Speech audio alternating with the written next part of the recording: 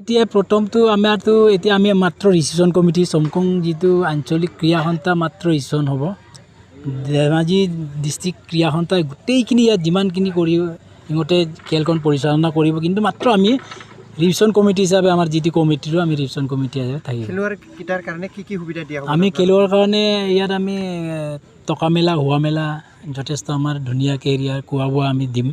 আৰু ৰাতিপুৱা আমি ব্ৰেকফাষ্ট দিম ইহঁতে যিকেইটা খেল খেলিব ইয়াত থাকিব আমি টকা মেলাৰ কাৰণে ধুনীয়াকৈ সুবিধা পাতিৰ কাৰণে ইয়াক ধুনীয়াকৈ আমি এৰেঞ্জমেণ্ট কৰি ৰাখিছোঁ আৰু বাউণ্ডাৰী হিচাপে আপোনালোকে এইটো অন্ততঃ আমাৰ ইয়াত 10-15,000মান আমি কেপাচিটি এটা কৰিছোঁ ইয়াত ৰাইজে থাকিবৰ কাৰণে আৰু আমি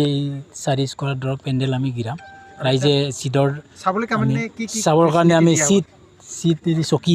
চকী আমি যোগাৰ কৰিছোঁ অধ্যহতে এনে টিকেটৰ